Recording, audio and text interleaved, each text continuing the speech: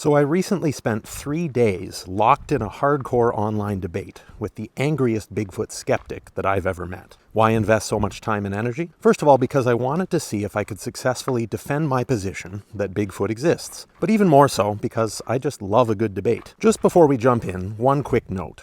This is a dramatized version of the debate, performed out loud for your entertainment, but all the words are presented exactly as they happened in the original online discussion. Here's how it went down. Buckle up, because this gets crazy fast. Logic says this Bigfoot crap is all lies. No evidence exists anywhere on Earth to prove that Bigfoot is real. Saying you saw one, footprints and hearsay is never proof of anything.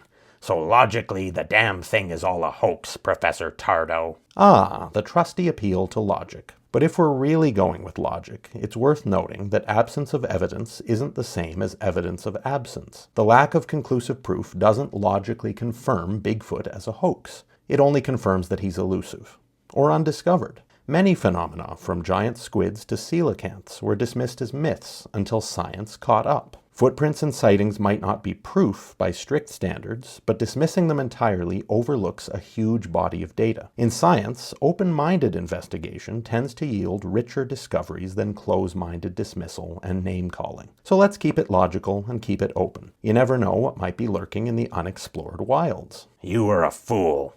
Until something is proven physically to exist, it does not exist. There may be those who claim it exists, but after nearly 100 years of ridiculous so-called sightings and such, there is absolutely nothing to believe it is undiscovered or elusive. If it left physical evidence where it sleeps or dies or poops or anything, then we could all agree it is something there that is elusive or undiscovered. But without a shred of physical evidence, it absolutely proves what science has always maintained. It is a myth, a hoax. It is sadly like Santa Claus for adult idiots. Thank you for your perspective. It's interesting how you resort to name-calling, like calling someone a fool, which often weakens an argument rather than strengthens it. You assert that until something is proven physically to exist, it does not exist. However, many scientific discoveries began as theories based on anecdotal evidence. For instance, the giant squid was once considered folklore, until it was proven real. You also mentioned that without concrete evidence, like where a creature sleeps or leaves waste, there can be no belief in its existence. This reasoning could apply to many areas of science. Just because we haven't found definitive evidence of a species doesn't mean it doesn't exist. It suggests our exploration is ongoing. Let's focus on fostering respectful and thoughtful dialogue rather than derision, shall we? The world is full of mysteries that science has yet to uncover. You are talking in circles. You just can't get it right, huh? It is a fact. Bigfoot is a myth, nothing more. Nothing to prove otherwise. The fact that only hearsay, blurry pictures, and hoaxes exist proves that there is nothing but BS. Liars and hoaxers. Call it name-calling if you want. I call it for what it is. It's amusing how you accuse me of talking in circles while your argument hinges on the same tired refrain. Bigfoot is a myth. Just stating something as a fact doesn't make it true, you know, especially when you consider how science operates. The existence of a creature like Bigfoot remains a topic of investigation, not outright dismissal. You claim that only hearsay and blurry pictures exist, yet this disregards the vast number of credible sightings and eyewitness accounts over decades. Dismissing all of them as mere hoaxes without acknowledging their potential validity reflects a close-minded approach to inquiry. It's easy to label others as liars and hoaxers, but it takes intellectual humility to recognize that our understanding of the world is constantly evolving. Instead of resorting to insults and simplistic conclusions, maybe consider that the absence of concrete evidence doesn't equate to the absence of possibility. Many myths have turned out to have a basis in reality when explored further. Engaging with differing viewpoints rather than dismissing them outright could lead to more productive discussions. After all, real understanding comes from a willingness to explore the unknown, rather than merely declaring it nonsense. Credible sightings are the exact same as not so credible sightings. They are the same thing. Sightings are sightings. It is still not proof of anything. Don't you get it? There must be physical evidence to make a sighting credible. Simple as that. It's interesting that you equate credible sightings with non-credible ones, as if the weight of eyewitness testimony holds no value. In any field of inquiry, Especially in science, distinguishing between varying degrees of evidence is essential. Just because a sighting may lack physical evidence doesn't render all accounts equally meaningless. Consider how many scientific breakthroughs began as anecdotal evidence. What would we have missed if we dismissed them all outright? Physical evidence is obviously important, but it's not the only factor in evaluating claims. The ongoing investigation into phenomena often relies on accumulating various forms of evidence before reaching conclusions. If we were to strictly adhere to your logic, we'd dismiss countless discoveries throughout history as mere hearsay, until they could be proven physically. It's essential to remain open to the complexity of evidence and the mysteries that may still exist in our world. Dismissing everything that doesn't fit neatly into your criteria limits the very exploration that has led to so many advancements. My point is, a sighting is just that, a sighting. It doesn't differ from one to the other. And the point is still, a sighting is not proof of anything. No matter how you try to phrase this, no matter how many sightings you have, it is still not proof. Proof is only in physical evidence, nothing less. All you idiots who prefer to believe in fairy tales and myths, enjoy. I guarantee you are a very tiny minority. And all the sightings in the world, all the footprints and all the ridiculous pictures and videos are nothing. Absolutely nothing but what they are, a load of excrement. It's ironic and amusing how you resort to insults while claiming that your point is based on logic. Just repeating that a sighting is not proof doesn't strengthen your argument.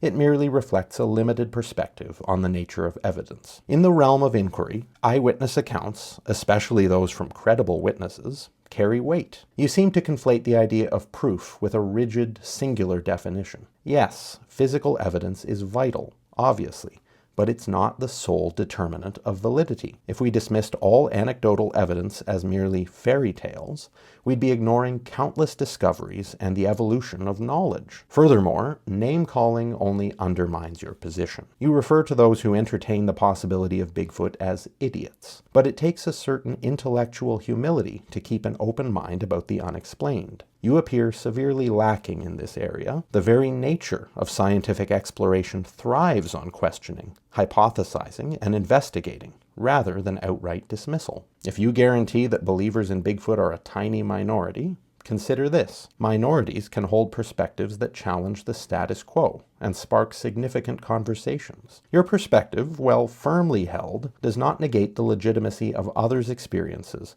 or the rich tapestry of the unknown. Perhaps, instead of hurling insults, you might engage with the broader curiosity that drives so many to explore these fascinating mysteries. You just can't win this, bro.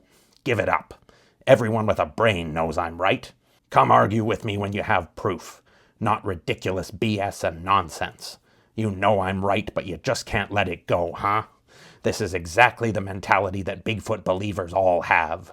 They are absolutely unwilling to accept the fact that Bigfoot is not real. In another 100 years, people will still be seeing this magnificent myth in their dreams, but alas, not in real life.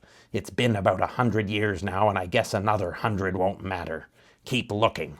I'll do something constructive. Firstly, confident arguments don't need to lean on phrases like, "Everyone with a brain knows I'm right." They speak for themselves. It's fascinating that you're so invested in winning a discussion that's meant to explore perspectives. Generally, when someone insists their position is unassailable, it reveals more about their insecurities in the argument than its actual strength. As for the 100 years argument, it's a common misconception to equate time past with the impossibility of discovery. Just as people once believed the giant squid was a myth or the coelacanth extinct, history reminds us that even long-held assumptions can unravel with new evidence. The lack of definitive proof isn't proof of absence, only a challenge to keep exploring. The real irony here? Those who are absolutely unwilling to entertain the unknown often miss out on the most exciting discoveries. But if your version of something constructive is declaring debate victories, I'll happily let you claim that prize. Curiosity, after all, takes a bit more imagination. And that is exactly my point. Your belief is just that, imagination. My belief is simply fact. Like I said, when you can bring facts to the argument, I will listen.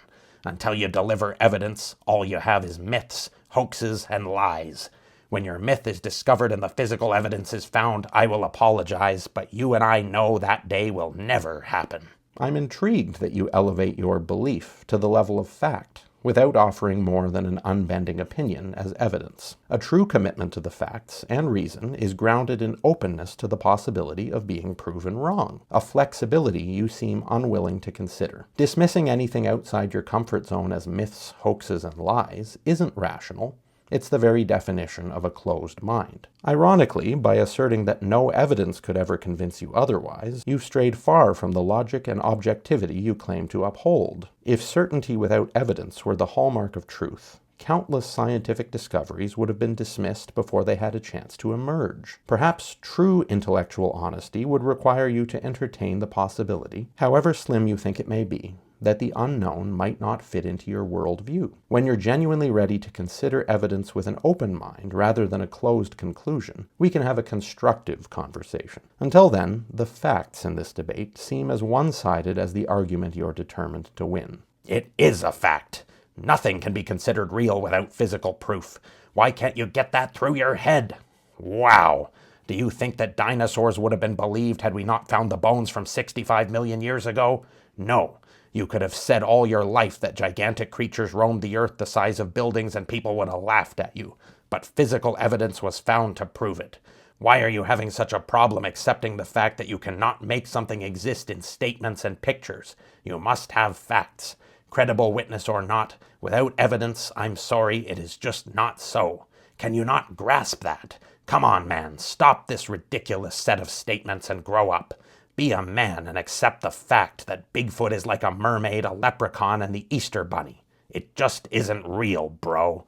Now go curl up in the fetal position and pout. Once again, you lean so heavily on personal jabs. Telling someone to grow up and be a man doesn't exactly strengthen your argument. Ironically, this approach does more to reveal a lack of confidence in your own position than it does to refute mine. Your comparison to dinosaur fossils actually supports my point of view more than yours. Dinosaurs existed long before anyone ever unearthed their bones, and had we dismissed ancient lore and fossilized tracks simply because we didn't yet have skeletons, science would have missed a vast field of discovery. In reality, science often begins with reports, sightings, and clues, just as it has with cryptids such as Bigfoot, before advancing to physical evidence. Dismissing credible eyewitness accounts, track impressions, and biological analyses as ridiculous ignores the basic process of scientific inquiry. If scientists took your no proof, no consideration stance, exploration and discovery would stall. You don't have to believe in Bigfoot, but refusing to even entertain evidence while relying on personal insults doesn't exactly make for a fact-based argument. So instead of assuming that facts are only facts when they fit a narrow view, perhaps try an approach that values open inquiry. After all, ridicule has a funny way of aging poorly in the face of discovery. So as you've seen, this debate got pretty heated, although not really from my side. It also went on a whole lot longer than what you've seen here, so if you want to see how the discussion continued, leave me a comment below letting me know, and I'll consider publishing a part 2 of this debate.